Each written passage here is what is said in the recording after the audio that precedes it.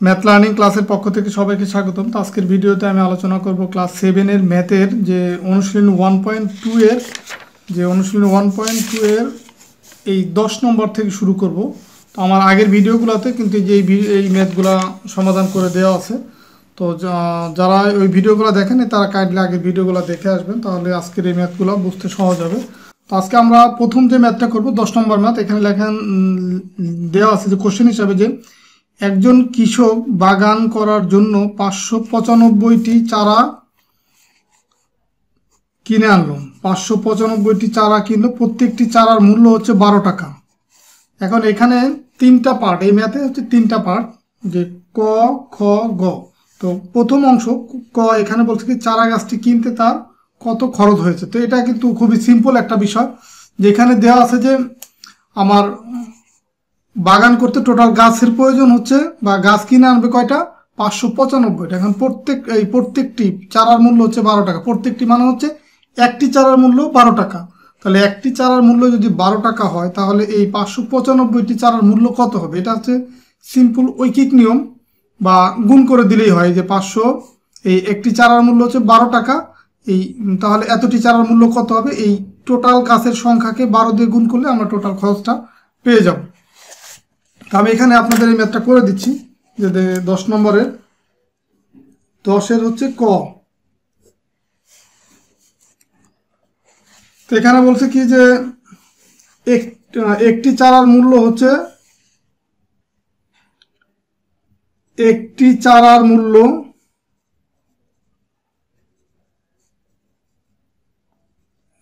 হচ্ছে 12 টাকা। সুতরাং 595টি চারার মূল্য কত? 595টি চারার মূল্য, তো একটি চারার মূল্য যদি 12 টাকা হয়, তো 595টি চারার মূল্য অবশ্যই বেশি হবে। আর বেশি মানেই হচ্ছে এটার সাথে এটা গুণ করতে হবে, মানে 12 গুণ হচ্ছে 595। তো এটা গুণ করলে আসে হচ্ছে 7140। এটা আপনারা গুণ করে নেবেন যে 7140 এত টাকা। এটা হচ্ছে ক এর অ্যান্সার, মানে এটা হচ্ছে একটা অ্যান্সার। যেখানে যে ম্যাথের যে তিনটা পার্ট, তার প্রথম অংশ বা ক এর অ্যান্সার হচ্ছে চারা গাছ কিনতে তার কত খরচ হয়েছে। তো এটা সুন্দর করে এইভাবে লিখতে হবে, চারা গাছগুলো কিনতে খরচ হয়েছে এই 7140 টাকা। এখন হচ্ছে আমরা খ এই অংশটা করব, যে বাগানে প্রত্যেক সারিতে সমান সংখ্যক গাছ লাগানোর পর কয়টি চারা গাছ অবশিষ্ট থাকে।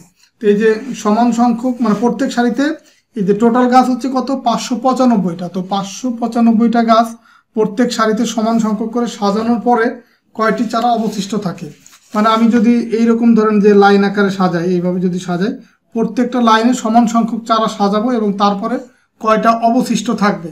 তো এটা করার জন্য আমরা অনুশীলনী 1.1-এ আমরা বর্গমূল বের করছি। তো বর্গমূল বের করার দুইটা নিয়ম ছিল, একটা হচ্ছে গুণনীয়কের সাহায্যে বর্গমূল বের করা, আর একটা হচ্ছে ভাগের সাহায্যে বর্গমূল বের করা। তো এই টাইপের ম্যাথের যদি আমাকে অবশিষ্ট সংখ্যা বের করতে বলে, তো সেই ক্ষেত্রে ভাগের সাহায্যে করতে হবে। তার মানে এই 595 এটাকে আমার ভাগের সাহায্যে বর্গমূল বের করতে হবে। এই বর্গমূল যখনই বের করতে যাব, তখনই আমরা অবশিষ্ট সংখ্যাটা পেয়ে যাব। তো এটাকে যদি আমরা ভাগের সাহায্যে বর্গমূল করতে চাই, আমাকে জোড়া জোড়া ভাগ করতে হবে। এই যে একটা জোড়া, এখানে যেহেতু একটার উপরে টান দিলাম। তো এখন এই যে 5 হচ্ছে কার বর্গ? একের যদি আমরা বর্গ করি, 1 অক্ষে 1 হয়, মানে 1 গুণ করলে 1ই হয়। আবার 2-এর যদি বর্গ করি, যে 2 গুণ 2, তার মানে এটা হয় কত, 4। 3 গুণ 3 করলে হয় 9। তো 9 তো দেওয়া যাবে না, এইখানে যে সংখ্যাটা থাকবে সেটা সমান বা তার কাছাকাছি যেতে হবে আমাকে। তার মানে ছোট হতে পারবে এই সংখ্যার চেয়ে, কিন্তু কোনোভাবেই বড় হওয়া যাবে না। তো এই কারণে আমরা এখানে লিখবো 2, 2 দুগুণে হয় 4, মাইনাস করে থাকে 1। আর এখন এইখানে হবে 2-এর ডাবল, তার মানে কত, 4। আর এখন এই 95টা এখানে নিয়ে আসবো, 195 হবে। এখন এটা নিয়ম হচ্ছে, এইখানে এমন একটা অঙ্ক লিখতে হবে, যেই অঙ্কটা দিয়ে এখানে লেখার পরে এখানে টোটাল যে সংখ্যাটা হবে সেটাকে আবার ওই সেম অঙ্ক দিয়ে গুণ করলে এই 195 বা এর কাছাকাছি হতে হবে। তো এটা কিভাবে করতে পারি, এটা করার জন্য আমি যদি এখানে ধরেন আমি 4 লিখি, এটা হচ্ছে এমনভাবে করতে হবে যে এই যে প্রথম যে অঙ্কটা এটা দিয়ে 4 মানে এটা দিয়ে যদি যে সংখ্যাটা আমি এখানে লিখবো যদি 4 লিখি, 4 এখানে গুণ করলে কত হয় 16 হয়। তো এই 19-এর সমান বা তার চেয়ে বড় হওয়া যাবে না আবার এটা গুণ করার সময়, তাহলে কিন্তু আমার টোটাল সংখ্যাটা এটা বড় হয়ে যাবে। তো এখন এই টাইপের ম্যাথগুলো হচ্ছে আপনারা কিছু বাসায় প্র্যাকটিস করলে সহজে বুঝে যাবেন যে কোনটার ক্ষেত্রে কত লিখতে হবে। তো এখানে যদি আমি 4 লিখি আর এখানেও আমি 4 দিলাম, এই 4 আর এই 44 যদি গুণ করি তাহলে এই 4 মানে অতিরিক্ত লেখার ফলে এখানে 44 হয়ে গেছে। 44কে 4 দিয়ে গুণ করলে 4 4 16 6, হাতে আমার 1, 4 4 16 আর 1 হয় কত 17। দেখেন 195 কিন্তু কাছাকাছি হয়ে গেছে, 176 হয়েছে। আর যদি এখানে আমি 5 লিখতাম, এখানে যদি 5 লিখতাম, 5 দিয়ে যদি 45কে গুণ করতাম তখন কিন্তু আমার 195 চেয়ে বেশি হয়ে যেত, এই কারণে ওটা আমি দিতে পারবো না। তো এখন আমি যদি মাইনাস করি 6 আছে কত হলে 15 হবে, 9 হলে হাতে আমার 1 আর 7 হচ্ছে 8, 8 আছে কত হলে 9 হবে 1 হলে। তো এখানে দেখেন অবশিষ্ট থাকতেছে কত 19। এখন যে খ নম্বরে যে বলছে কি যে বাগানে প্রত্যেক সারিতে সমান সংখ্যক গাছ লাগানোর পর কয়টি চারা অবশিষ্ট থাকবে। এখন এই যে ভাগফল যেটা এটাই কিন্তু আমার অবশিষ্ট সংখ্যা, তার মানে এখানে লিখতে হবে প্রত্যেক সারিতে সমান সংখ্যক গাছ লাগানোর পর অবশিষ্ট থাকবে, এটা লিখে নিতে হবে যে প্রত্যেক সারিতে মানে আমাকে কোশ্চেন বুঝে অ্যান্সারটা লিখতে হবে, কোশ্চেনে যা আছে সেটাই লিখতে হবে। প্রত্যেক সারিতে সমান সংখ্যক গাছ লাগানোর পর অবশিষ্ট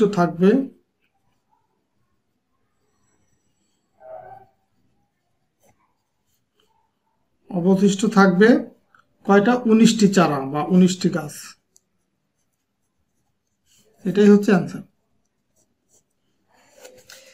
তো এখন হচ্ছে গ নম্বর এই পরের পার্ট, এটা বের করতে হবে যে খরচের টাকার সংখ্যা ও চারা গাছের সংখ্যার বিয়োগফলের সাথে কোন ক্ষুদ্রতম সংখ্যা যোগ করলে যোগফল একটি পূর্ণবর্গ হবে।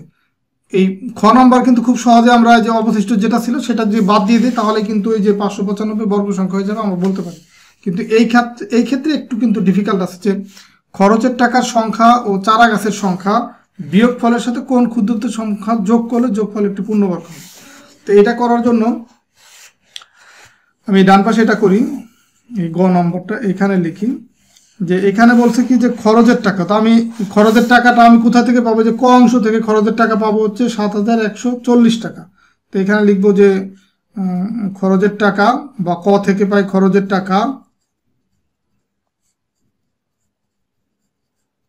7140 এত টাকা। আর হচ্ছে কি বলছে যে চারা গাছের সংখ্যা, তো আমরা সেটাও লিখবো যে চারা গাছের সংখ্যা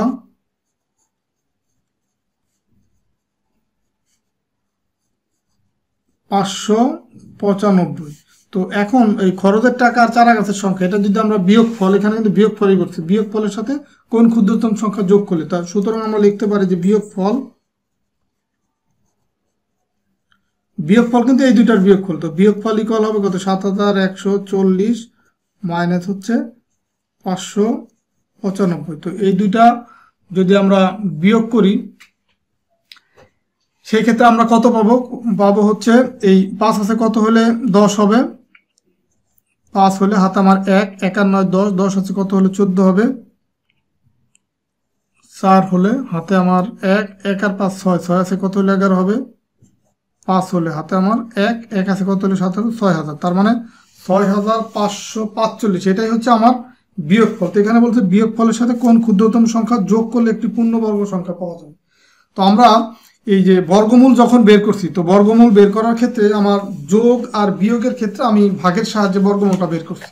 তো এখন এখানে বলছে যে বিয়োগ কোন ক্ষুদ্রতম সংখ্যার সাথে যোগ করলে মানে কোন সংখ্যাটা যোগ করলে যোগফল একটি পূর্ণবর্গ হবে, তার মানে এটা যেহেতু যোগ বিয়োগের ভিতরে আছে তো এখানে আমাকে ভাগের সাহায্যে বর্গমূলটা বের করতে হবে। তো আমরা লিখতে পারি যে 6545 এটাকে আমরা ভাগের সাহায্যে বর্গমূলটা বের করবো। তো যেহেতু এখানে 4টা অঙ্ক আছে, এই যে প্রথম 2টার উপরে টান দিলাম, পরের 2টার উপরে টান দিলাম। তো এখন হচ্ছে আমরা যে 65 কার বর্গ হয়, যেমন 7 7 49, 8 8 64, 9 9 81। তো 9 দেওয়া যাবে না, কারণ 81 65 চেয়ে বেশি হয়ে যায়। তো এখানে দিতে হবে কত, 8। তাহলে তার মানে 8 8 কত হয়, 64, মাইনাস করলে থাকে হচ্ছে 1। তো এখন এই 45 এখানে নামায় নিয়ে আসতে হবে, 45 নামায় নিয়ে আসলাম। আর এইখানে এই যে 8 দিছি, 8-এর ডবল কত হয় এখানে, এইখানে এই ভাগগুলা করার নিয়মটাই কিন্তু এটা, যে 8-এর ডাবল হবে এখানে। তো ডাবল মানে হচ্ছে 16। তো এটা একটু বাম পাশে লাগবে, যেখানে এইখানে একটা সংখ্যা যেন আমি লিখতে পারি। তো এখন এইখানে যদি আমি 1 দিই, তার মানে 16, তারপরে যদি 1 দিই, এখানে হয়ে যায় কত, 161। তো 161কে যদি আমি 1 দিয়েও গুণ করি বা 1 দিয়েও গুণ করি, তাহলে কিন্তু এখানে 161 হয়ে যাচ্ছে, 45-এর চেয়ে বেশি হয়ে যাচ্ছে। তার মানে আমি 1ও দিতে পারবো না। তো এখানে দিব হচ্ছে আমরা 0 দিব, আর এখানেও আমি 0 দিব। তো এই 160কে যদি 0 দিয়ে গুণ করি, 0ই হয়। তো এই দুইটা মাইনাস করলে কত হয়, 145 থাকে, কারণ 0 কোনো কিছু থেকে মাইনাস করলে কিন্তু সেই সংখ্যাটাই থেকে যায়, মানে 145 থাকলো হচ্ছে আমার এই ভাগফল। তো 145 যেহেতু থাকলো, তার মানে এই যে 6545, এটা একটা পূর্ণবর্গ না, এটা আমরা লিখতেই পারি। তো এখন লিখতে পারি, সুতরাং এই 6545 সংখ্যাটি পূর্ণ বর্গ নয়। এটা আমরা লিখতে পারি। কিভাবে লিখলাম, যেহেতু ভাগফল আছে, তো ভাগফল থাকলে সেটা কখনোই পূর্ণবর্গ হবে না, আর যখন ভাগফল না থাকবে তখন সেটা পূর্ণবর্গ হবে। তার মানে এটা একটা পূর্ণবর্গ নয়। তো যেহেতু পূর্ণবর্গ নয়, তার মানে সংখ্যাটির সাথে একটি ক্ষুদ্রতম সংখ্যা যোগ করলে সংখ্যাটি পূর্ণবর্গ হবে। সংখ্যাটির সাথে কোনো ক্ষুদ্রতম সংখ্যা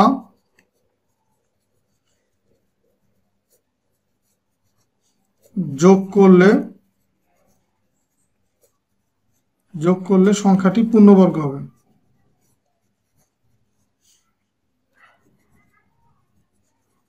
পূর্ণবর্গ হবে।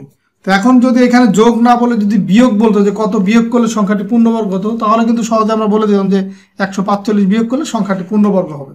কিন্তু যেহেতু যোগ বলছে, সেক্ষেত্রে আমার এই লেখাগুলো লিখতে হবে, যে যখনই ভাগফল থাকবে তখন সেটা পূর্ণবর্গ হবে না, আর সংখ্যাটির সাথে কোনো একটি ক্ষুদ্রতম সংখ্যা যোগ করলে সংখ্যাটি পূর্ণবর্গ হবে। কোনো একটি ক্ষুদ্রতম সংখ্যা, সেটা কিন্তু আমরা জানি না যে কোন সংখ্যা যোগ করলে এটা পূর্ণবর্গ হবে। তো এই কারণে লিখলাম যে সংখ্যাটির সাথে কোনো একটি ক্ষুদ্রতম সংখ্যা যোগ করলে সংখ্যাটি পূর্ণবর্গ হবে।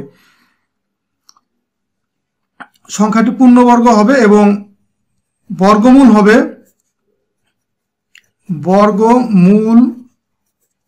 হবে, এইখানে যে আমরা বর্গমূলটা পাইছি 80, তো সেই 80 যোগ হচ্ছে 1, বর্গমূল হবে কত, 81। সুতরাং এখানে আমি লিখব যে 81 এর বর্গ। 81 এর বর্গ মানে কি, 81 গুণ হচ্ছে 81। তো 81 আর 81 যদি আমি গুণ করি, সেই ক্ষেত্রে আমার সংখ্যাটা হয় হচ্ছে 6581, সরি এখানে 61 হবে, 6561। তো এটা এইগুলা কিন্তু আপনারা গুণ করে নেবেন, কারণ এগুলো যদি আমি প্রত্যেকটা গুণ করে দিতে যাই, সেক্ষেত্রে ভিডিওর লেন্থ অনেক বড় হয়ে যাবে। 6561, এটা হচ্ছে 81 এর যদি আমরা বর্গ করি, 81 এর বর্গ করলে কত পাবো, 6561। আর আমার এখানে সংখ্যাটা ছিল কত, 6541। সুতরাং নির্ণয় সংখ্যাটি, এই যে কোন ক্ষুদ্রতম সংখ্যা যোগ করলে যে পূর্ণবর্গ হবে, সেটা এখন পাবো, যে নির্ণয় সংখ্যাটি বা নির্ণয় ক্ষুদ্রতম